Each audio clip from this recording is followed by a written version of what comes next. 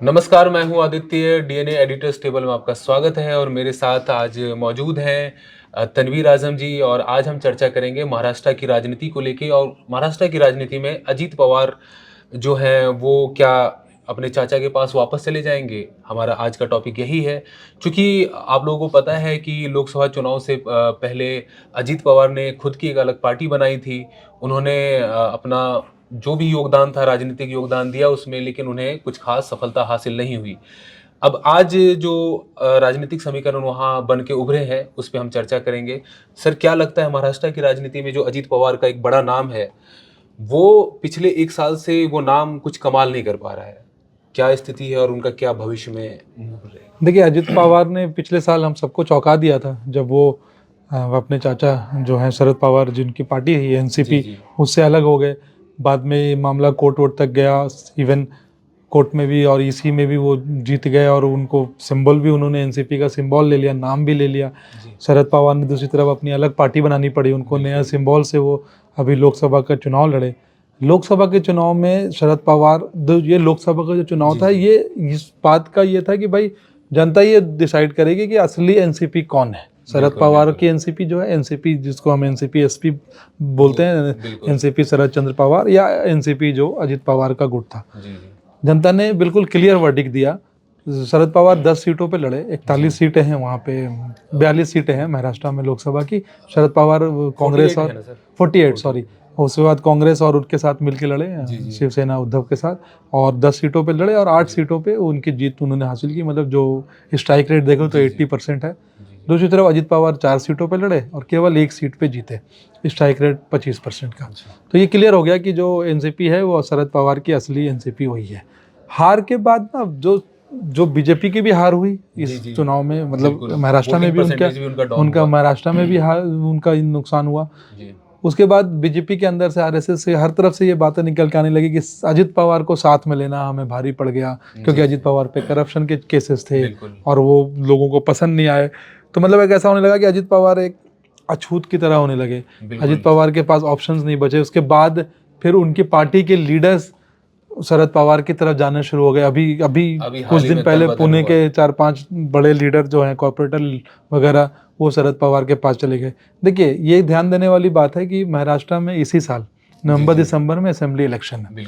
अब जो लोग जो अजित पवार के साथ हैं वो जानते हैं कि मतलब ये जो इलेक्शन है इसमें शरद पवार का शायद फ्यूचर ज़्यादा अच्छा है, जो कि लोकसभा में दिखा। तो लोग, अब जो राजनेता होते हैं, जो नेता होते हैं, वो ये चाहते हैं कि जो पार्टी जीतने की ज़्यादा चांसेस है हम उसकी तरफ ही जाएं, उधर जाके टिकट लें, उधर जाके जीतें।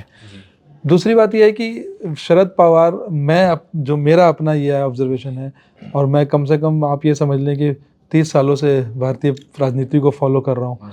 शरद पवार से जैसा श्रूड नेता और जो रियल पॉलिटिशियन जो होता है, मैंने इस देश में अभी तक तो नहीं देखा है। आने वाले दिनों को बात की बात है। Sharad Pawar is one of the finest leaders.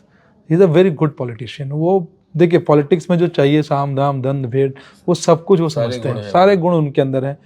Sharad Pawar ही इकलौते ऐसे लीडर हैं जिनके पास कभी कोई मेजोरिटी नहीं रही, लेकिन वो चीफ मिनिस्टर भी रहे, उन्होंने किंग मेकर की भूमिका में भी रहे, और वो मतलब हमेशा वो पावर में रहते हैं। एक तरह समझ लीजिए, अगर जो वो पावर में नहीं है तब भी वो पावर में है, और जब वो पावर में है तब तो पावर में ही।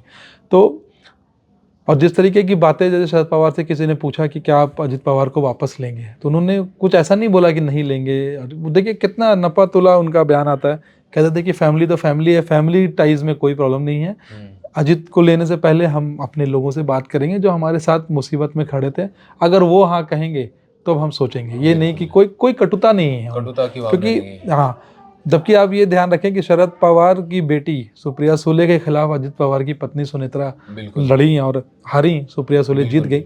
तो ये शरद पवार की, मतलब जो कहते हैं ये डिप्लोमेसी, जो उनका स्टाइल है, जो स्टेट्समैनशिप है, उसको दर्शाता है। दूसरी तरफ जो हमारे पास सोर्सेज से खबर आ रही है कि बीजेपी ने कहीं ना कहीं अजित पवार को एक सटल मैसेज दे दिया है कि आप इस गठबंधन से अलग हो जाए। और वो अजित पवार भी कोई यंग नहीं है, वो 65 साल के हो चुके हैं। उन्होंने भी बहुत पॉलिटिकल वो सावन देखे हैं, तो वो समझते हैं कि उनका भविष्य जो है वो कहाँ है। और हो सकता है कि मैंने एक सोशल मीडिया पे एक ये भी थ्योरी पढ़ी कि अजित पवार शरद पवार के कहने पे ही बीजेपी के साथ गए, कुछ अपने केसेस बंद करा लिए, और अब वापस वो शरद पवार के पास आ जाएंगे, और शरद पवार अपनी विरासत क्योंकि जी। शरद पवार के पास सुप्रिया ही है। बिल्कुल, और बिल्कुल। अजित पवार को शरद पवार ने हमेशा बहुत इज्जत दी, वो बिल्कुल। भतीजे हैं उनके। इवन सुप्रिया ने भी कभी भी अजित पवार के खिलाफ कुछ नहीं बोला, इतना स्टेटमेंट नहीं कुछ हुआ दिया। नहीं। और सुनेत्रा को भी ताई ही बोलती रही। हुँ, तो ये हो सकता है कि मतलब भतीजे की घर वापसी हो जाए और वो शरद पवार को ताकत ही मिलेगी। कोई कमजोरी है, शरद पवार तो अब उम्र हो गई है, बिल्कुल, कभी भी बिल्कुल। रिटायर कर सकते हैं पॉलिटिक्स। इनफैक्ट एक्टिव पॉलिटिक्स से तो रिटायर ही कर चुके हैं। बिल्कुल। तो महाराष्ट्र की राजनीति बहुत इस टाइम पे इंटरेस्टिंग मोड़ पे है। और असल में क्या होता है कि हम लोग ज़्यादातर ध्यान उत्तर प्रदेश और बिहार की राजनीति पे बिल्कुल लगाते है। हैं और लोग ये भूल जाते हैं कि महाराष्ट्र में भी लोकसभा की भी बहुत सारी बहुत 48 सीटें सेकंड हैं, सेकंड लार्जेस्ट। लार्जेस्ट है। महाराष्ट्र फाइनेंशियल हब है। और बिल्कुल, ये जो आने वाले चुनाव हैं, ये दोनों महायुति, जिसमें बिल्कुल। बीजेपी और बीजेपी, शिवसेना शिंदे और अजित पवार अभी है, महाअघाड़ी जो है, और महाविकास आघाड़ी, ये महाविकास आने आघाड़ी, वाले चुनाव दोनों पार्टी, दोनों घटक दलों गठबंधन की में। गठबंधन के लिए बहुत क्रूशियल है। अभी जो स्थिति है, अभी मुझे ऐसा लगता है कि इस टाइम पे महाविकास आघाड़ी जो है वो थोड़ी आगे है, बट महायुति अपना दम लगाएगी, ज़रूर लगाएगी बीजेपी के साथ।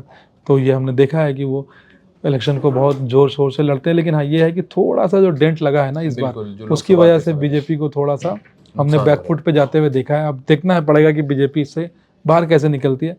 अजित पवार का फ्यूचर मुझे नहीं लगता कि कोई डार्क फ्यूचर है। या तो वो इधर भी रहेंगे तो पावर में रहेंगे, बिल्कुल। सेंटर में बीजेपी है, उधर भी जाएंगे तो अच्छा तो करेंगे। फैमिली के साथ ही। मेरे ख्याल से, मुझे लगता है, अगर मेरे से आप पर्सनली पूछें तो अजित पवार अपने चाचा शरद पवार के पास वापस चले बिल्कुल, जाएंगे। बिल्कुल। जैसा कि आपने आज देखा कि हमने चर्चा की महाराष्ट्र में जो अजित पवार का जो रोल है वो किस तरह से लगातार बदला है और भविष्य में भी बदलेगा। इसी तरह की चर्चाओं के लिए डीएनए के साथ बने रहिए। शुक्रिया।